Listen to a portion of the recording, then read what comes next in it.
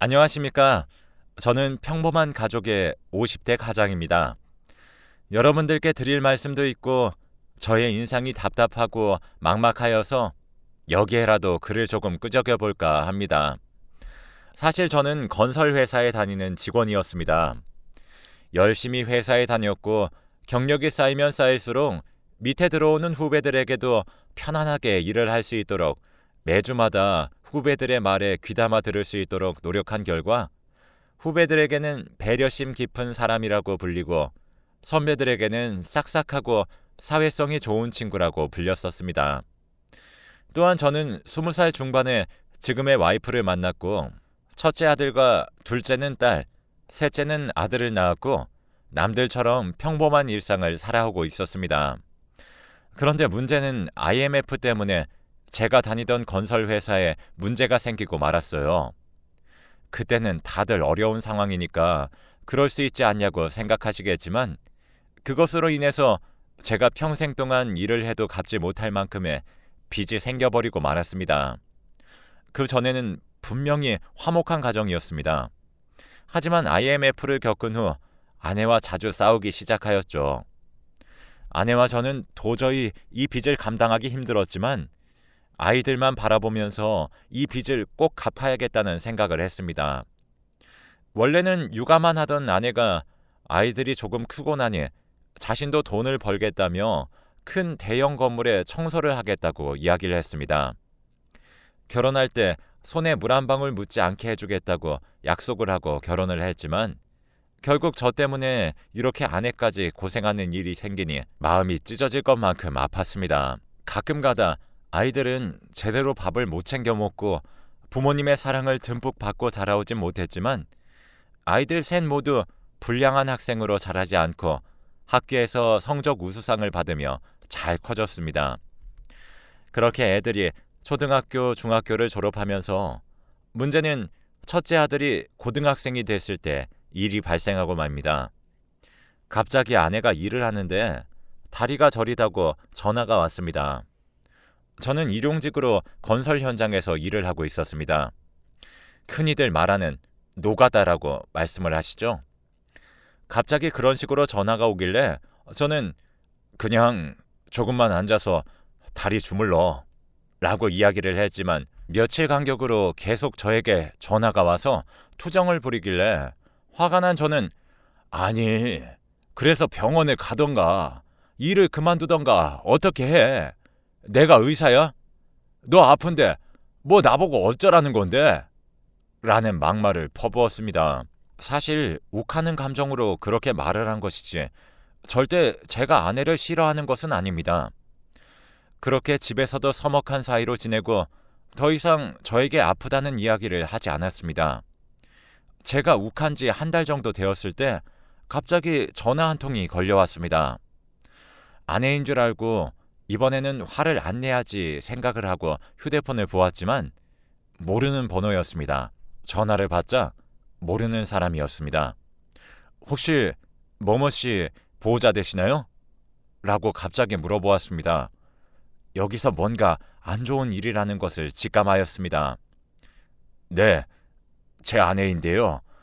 무슨 일이라도 생겼나요? 라는 질문을 하였고 여기 삼거리에 있는 땡땡 병원인데 뭐뭐씨 지금 급히 수술 들어가셔야 되니까 얼른 좀 와주세요. 라는 답변을 들었습니다. 이 이야기를 들은 저는 하고 있던 일을 바로 던지고 택시를 타고 병원으로 향했습니다. 향하는 도중에 대체 내가 그때 왜 그렇게 화를 냈을까? 아내 손이라도 잡고 같이 병원이라도 가볼 걸 하는 후회를 했습니다.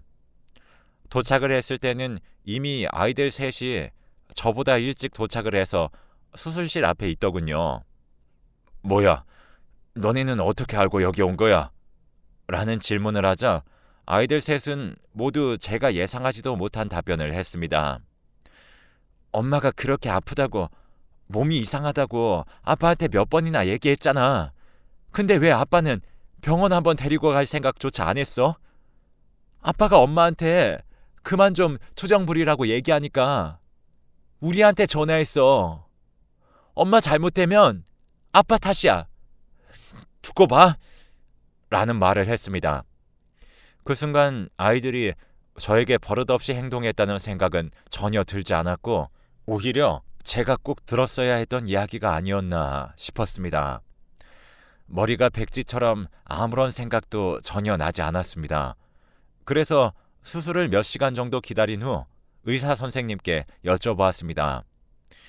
도대체 어떤 일이 있었던 겁니까? 제 아내가 수술은 왜 한 거예요? 수술은 잘 되었나요? 너무 궁금한 것이 많았던 저는 의사 선생님이 나오자마자 기다렸다는 듯이 폭풍 질문을 했습니다. 그러자 의사 선생님께서는 평소에 왼쪽 다리가 저리다고 말씀을 안 하셨던가요? 계단에서 다리를 잘못 터디드셔서 구르시는 바람에 머리 쪽이 찢어졌습니다. 그래서 피를 흘리고 계셨는데 누군가가 신고를 하셔서 구급차 타고 저희 병원으로 오신 거고요. 그리고 수술은 아주 잘 되었는데 왼쪽 다리는 나중에 검사를 해봐야 할 것 같지만 아마도 못 쓸지도 모르겠습니다. 라는 말을 남기시고 하셨습니다. 저는 수술 후 나온 아내의 곁에서 매일 병간호를 해주었고 아이들에게는 공부를 하는 게 엄마를 도와주는 것이라며 애들을 돌려보냈습니다. 사실 평소에 아내는 아이들에게 아픈 모습을 보여주는 것을 정말 싫어하던 사람이었어서 애들을 일부러 돌려보냈습니다. 어쨌든 그렇게 며칠이 흘렀고 아내가 수술 후 깨어나게 되었습니다. 저와 눈이 마주친 아내가 저의 눈을 피했습니다. 그래서 저는 여보, 그렇게 아프다고 이야기하는데 내가 무시해서 이런 일이 생긴 거야. 정말 미안해. 용서해주라. 그리고 머리 수술은 아주 잘 되었다고 의사 선생님께서 그러셨어. 근데 여보, 다리는 좀 어때? 괜찮아? 그리고 애들은 내가 다 돌려보냈어. 여보, 애들한테 약한 모습 보여주는 거 싫어하잖아. 라는 말을 했습니다. 그러자 아내가 하고 싶었던 말이 많았는지 머리는 다행히 크게 다친 것까진 않은데 다리는 내가 방금 일어나서 걸어보지도 않았는데 어떻게 알아. 그리고 애들 돌려보내준 건 아주 잘했어. 라며 대답을 했습니다. 아내가 저에게 말을 해주며 자기 성격이 나오니까 이 사람이 정말 아프지 않아 보여 다행이라는 생각을 했지만 한편으로는 다리가 불편할 텐데 괜찮으려나 라는 걱정이 앞섰습니다. 그래서 아내를 부축하며 일어나서 한 발 한 발씩 내딛었을 때 아내가 왼쪽 다리를 절뚝거렸습니다. 결국 의사 선생님께 이 사실을 알렸고 검사를 한 결과 다리가 서서히 마비가 되는 희귀한 질병이라고 말씀을 하셨습니다. 치료가 안 된다고 말씀을 하셨고 아내와 저는 망연자실을 했습니다. 그렇게 퇴원을 하고 저는 아내에게 집에서 제발 좀 쉬라고 이야기를 했지만 다리가 조금 불편한 것 빼고는 다 정상이지 않냐며 오히려 저에게 화를 내었고 아내의 고집은 정말 꺾을 수 없어서 결국 아내가 하던 일을 계속 하겠다길래 알겠다고 그랬습니다. 빚을 저 혼자서 갚고 아이들 셋 키우기에는 저 혼자서 너무 힘에 겨웠기 때문입니다. 그러던 어느 날 갑자기 아내에게 전화가 또 걸려왔습니다. 나 원래는 왼쪽 다리에 종아리만 감각이 이상했는데 점점 허벅지도 감각이 이상해져. 나 무서워. 나 죽는 거야? 라는 말을 하던 아내에게 또 잘못을 하고 싶지 않았던 저는 아내를 데리고 다른 병원으로 가서 검사를 받았습니다. 그러자 그 병원 의사가 조금만 더 일찍 오셨으면 다리 수술에서 불편하실 일 전혀 없으셨을 텐데 다리가 이렇게 되도록 한 번도 병원을 가신 적이 없으신 거예요. 아내와 저는 이 말을 듣고서는 정말 이게 무슨 이야기인가 의문이 들었습니다. 그래서 다시 되물었습니다. 네? 진짜로 수술했으면 고칠 수 있었던 거예요? 라는 질문에 의사 선생님은 당연하죠. 수술하면 확실히 다리 괜찮았어요. 제가 장담합니다. 라는 이야기를 들었습니다. 네, 맞습니다. 수술했던 그 병원이, 아니, 그 의사가 잘못 알고 있었던 것이었죠. 정말 너무 어이가 없고 화가 치밀어 올랐습니다. 자신의 행동과 말 하나 때문에 다른 사람의 인생을 이렇게 망가지게 만들었으니까요. 과연 자신의 가족이었어도 이런 식으로 진료를 했을까요? 그 충격이 가시기도 전에 엎친 데 덮친 격으로 병원비를 폭탄으로 맞았습니다. 이런 식으로 우리 아내의 다리를 제때 수술받지 못한 것도 너무 화가 나는데 돈까지 저를 이렇게 힘들게 하니 모든 것을 포기하고 싶었습니다. 그렇게 하루하루를 망연자실하고 슬퍼하며 술로 하루하루를 보내는 것이 아닌 버텨오고 있었습니다. 갑자기 첫째 아들이 저에게 직사각형의 하얀 봉투를 내밀었습니다. 딱 봐도 학교에서 돈 내라는 안내문인 것 같은 느낌이 들었지만 그 봉투를 잡자마자 안내문이 아닌 것 같은 생각이 들었습니다. 내용물을 보니 현금이었습니다. 자그마치 100만 원의 현금이 들어있었습니다. 너, 이 돈 대체 어디서 났어? 누구한테 빌린 거야? 훔쳤어? 그랬더니 아들은 지금까지 제가 단 한 번도 본 적 없는 억울한 표정을 지으며 아니, 뭔 소리야. 내가 2달 동안 공부하랴 알바하랴 얼마나 힘들었는데 내 아들이 알바를 했다니 결국 공부를 하길 원했던 아들이 힘들게 돈을 벌어서 저에게 돈을 주니 저는 정말 무능력한 아빠가 된 것 같았습니다. 하지만 아이들만 보면 나의 빚을 아이들에게까지 물려주고 싶지 않다는 생각이 들었고 저는 이를 악물고 나만 이렇게 불행한 것이 아니니까 너무 망연자실하지 말자라는 생각으로 쭉 버텨왔습니다. 그렇게 밥이 입으로 넘어가는지 코로 넘어가는지도 몰랐고 물론 아이들을 위해서 밥을 포기할 때도 있었습니다. 아이들이 밥을 먹는 것만 봐도 아주 배불렀기 때문이죠. 아니, 그냥 아이들을 위해서라면 그 어떤 짓도 할 수 있을 것만 같았습니다. 정신없이 한 4년 정도 지났습니다. 빚은 드디어 3분의 1 정도로 줄었고 애들 중 막내만 이제 졸업을 앞둔 상태였어요. 첫째와 둘째에게 대학교를 가야지 사람 대접받을 수 있다 라고 제가 아이들을 타일렀지만 대학교 안 가고도 잘 사는 사람들 많아. 그리고 난 더 이상 공부하기 싫어. 내가 꼭 성공하는 것을 보여줄게 라는 말을 저와 아내에게 하더군요. 그거를 보면서 정말 아이들만큼은 잘 키워온 기분이 들었고 가난하지만 이것은 돈 주고도 못 사는 따뜻한 가족의 정이 아닐까 싶네요. 어느덧 아이들은 다 사회로 나가게 되었고 다들 독립을 했습니다. 그렇게 아내와 저는 단 둘이서 일을 하면서 살아왔고 아내는 맨 처음에 수술의 시기를 놓쳤다는 소식에 굉장히 슬퍼하고 우울하게 지냈지만 우울해져 봤자 내 인생은 바뀌지 않는다며 마음을 다시 가다듬고는 집에서 재택근무를 하기 시작했습니다.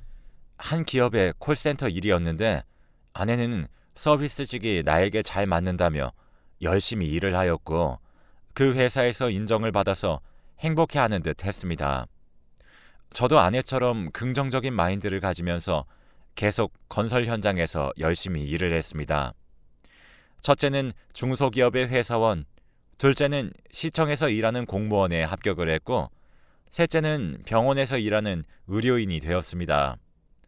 첫째와 둘째 덕분에 빚을 갚는 데 도움이 되었고 셋째 덕분에 아내가 정기적으로 싼 가격에 병원에서 계속 진료를 받을 수 있는 혜택도 주어졌습니다. 아내의 질병 때문에 처음에는 이렇게 힘들게만 지내고 우울하게 지낼 줄 알았는데 아이들과 아내라는 삶의 이유로 인해 긍정적이게 잘 버텨왔던 것 같습니다. 그렇게 잘 버텨오고 일을 열심히 하고 있던 어느 날 갑자기 아내가 저에게 이혼을 해달라는 말을 했습니다. 지금까지 나랑 잘 살아왔는데 이제 와서 대체 왜 이혼을 해달라는 건데? 라고 물어보자 아내는 옛날부터 너랑 이혼하고 싶었는데 애들 클 때까지만을 기다린 거야. 근데 애들도 이제 다 독립했으니까 이제 그만하고 끝내자. 라는 말을 듣고 저는 충격을 받았습니다. 지금까지 어떻게 잘 버텨서 만들어온 내 가족인데 이것을 갑자기 파토내려고 그러다니. 아내에게 이유를 물었지만 도저히 납득이 가지도 않았고 이해를 하고 싶지도 않았던 저는 아내가 이혼해달라는 말을 무시를 했습니다. 몇 날 며칠을 계속 저에게 이혼 좀 해달라고 화도 내고 진지하게도 이야기를 하던 아내가 남자가 생긴 것인가 의심이 들었고 지금까지 해준 것도 없는 제가 그냥 아내를 위해서 이혼을 해주기로 결정을 내렸습니다. 알겠어. 이혼해줄게. 근데 이것만 약속해줘. 한 달에 한 번씩은 꼭 만나서 애들이랑 같이 밥 먹자. 라는 말에 와이프도 알겠다는 말을 하였고 아이들에게는 제가 일 때문에 잠깐 어디 내려가야 된다는 말을 남기고 집을 옮겼습니다. 그렇게 애들과 같이 만나기로 한 달이 되었을 때 아내가 연락을 받지 않던 것입니다. 그래서 아이들에게도 연락을 했습니다. 엄마 지금 연락이 안 되는데 혹시 마지막으로 연락한 것이 언제니? 라는 질문에 아이들은 모두 한 3주 아니면 2주 정도 지난 것 같은데? 왜? 엄마 뭔 일 있어? 라는 말에 무슨 일이 생긴 것 같아 곧장 아내와 같이 살았던 그 옛날 집으로 향했습니다. 그런데 아내가 제가 나가고 나서 비밀번호를 바꿔서 그런가 문이 열리지 않았습니다. 그래서 저는 아내 폰으로 다시 한번 전화를 걸었더니 분명히 휴대폰이 집안에서 울렸습니다. 혹시나 휴대폰을 두고 어디 잠깐 나갔다 왔나 싶어 바로 앞에 사는 아주머니께 물어봤습니다. 집사람 혹시 나가는 거 보셨어요? 라는 질문에 아주머니께서는 나가는 소리도 아예 못 들었는데 아까 2시간 전쯤인가 갑자기 퍽 하는 소리는 들었는데 그 뒤로 아무런 소리가 안 나길래 그냥 제가 잘못 들었나 했죠. 왜요? 뭔 일 생겼어요? 그래서 저는 아니에요. 아무런 일도 없어요. 알려주셔서 감사해요. 라고 말했습니다. 아주머니의 말대로라면 폭소리가 갑자기 왜 난 것인지 정말 궁금했고 아내가 나갔더라면 들어올 것이니까 계단에 앉아서 기다렸습니다. 3시간 정도 지났는데도 돌아오지 않았습니다. 아이들에게는 다음에 같이 밥을 먹자고 이야기를 했고 아내에게 뭔 일이 생긴 것 같다는 느낌이 들었고 경찰에 신고를 했습니다. 여기 땡땡 빌라입니다. 얼른 좀 와주세요. 라는 전화에 경찰관 2분이 오셨고 아내가 이 집에 사는데 휴대폰 벨소리는 분명히 들리는데 전화를 안 받아요. 경찰관 2분께는 상황 설명을 다 해드렸습니다. 결국 문을 강제로 따고 들어갔어요. 그랬더니 아내는 안방에서 이불을 덮은 채로 아주 편안하게 잠을 자고 있던 것입니다. 그래서 경찰관 2분께 죄송합니다. 제가 오해를 했나 봐요. 라는 말씀을 드렸는데 경찰관 한 분께서 아내에게 가까이 다가가 맥박을 짚는 것처럼 보였습니다. 네, 예상하셨다시피 아내는 자고 있던 것이 아니라 죽어 있던 것이었습니다. 그것도 아주 편안하게 말입니다. 결국 아내와 저와 아이들 셋이서 화목하게 같이 살던 그 집은 한순간에 누군가가 죽은 현장이 되어버리고 말았습니다. 과학수사대가 도착을 하였고 집을 뒤지기 시작을 하였습니다. 누군가에게 살인을 당한 것인가 라는 생각이 들었고 대체 누가 내가 사랑하는 아내에게 이런 짓을 한 것인가 생각을 하고 있던 그때 아내의 옆쪽에 있는 서랍 위에 아내가 적은 걸로 보이는 종이가 한 장 발견되었습니다. 이것 좀 보세요. 그 편지 내용은 정말 상상 그 이상이었습니다. 몇 달이 지난 지금도 저에겐 잊지 못할 기억으로 남아 있습니다. 여보, 일단 당신이랑 애들이랑 같이 밥 먹기로 한 약속 못 지켜서 미안해. 그리고 당신한테 이혼해달라고 그런 것도 미안해. 그냥 내가 다 미안해.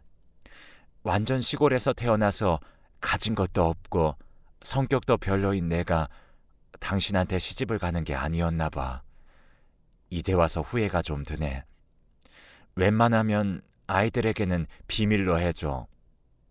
나중에 시간이 지나서 애들이 나를 찾는다면 내가 잠깐 여행을 갔다고 말을 해주고, 더 시간이 지나서 또 나의 생사에 대해 물어본다면 그때는 여행 갔다가 실종되었다고 아이들에게 말을 해줬으면 좋겠어. 가난한 아빠랑 엄마 밑에서 태어나서 먹고 싶은 것들, 갖고 싶은 것들, 하고 싶은 것들 다 못하고 살다가 이제 드디어 독립하고 자리 잡아서 바쁘게 살아가는 아이들에게 나의 죽음과 아픔을 알려서 애들에게 방해가 되지 않았으면 좋겠어서 그래. 나의 마지막 부탁이야. 종이에는 이렇게 적혀 있었습니다. 알고 보니 아내는 저랑 이혼하기 전부터 위암 3기 판정을 받았고 저에게까지 아픈 모습을 보여주고 싶지 않았던 것입니다. 사실 아내는 옛날에 어머니와 아버지가 질병에 걸리셔서 부모님 두 분 다 돌아가시는 것을 봤던 사람입니다. 형제도 아무도 없고 외동으로 혼자 자랐던 저의 와이프는 충격적인 부모님의 죽음을 가까이서 보고서는 오랫동안 힘들어하며 살아왔습니다. 그래서 그런 것인지 아내는 아픈 모습을 보여주고 싶지 않았던 것일까요? 내가 느꼈던 슬픔에 대해서 나의 자식들은 알지 않았으면 하는 마음이 더 컸던 것 같고, 차라리 그 죽음을 몰랐으면 오히려 마음이 편안하지 않았을까 하는 생각이 들어서 그렇게 쪽지를 남기고 눈을 감은 것이 아닌가 싶습니다. 그래서 제가 여러분들께 당부하고 싶은 말씀은 주위에 있는 사람들에게 있을 때 꼭 잘해주셨으면 하는 마음이 커서 이렇게 글을 적어보았습니다. 항상 어떤 일에는 타이밍이 있습니다. 그 타이밍을 놓치면 평생 한이 되어 후회를 할 것입니다. 무엇보다도 가족의 말에 관심을 가지고 조금만 더 가까이 다가가시길 바랍니다. 저는 아직도 후회가 되네요. 제가 한때 사랑한 와이프랑 마지막까지 함께 있어주지 못한 것이 저에겐 아직도 후회가 됩니다. 긴 글 읽어주셔서 감사드리고 여러분도 항상 좋은 일만 생기시길 바랄게요. 힘내세요.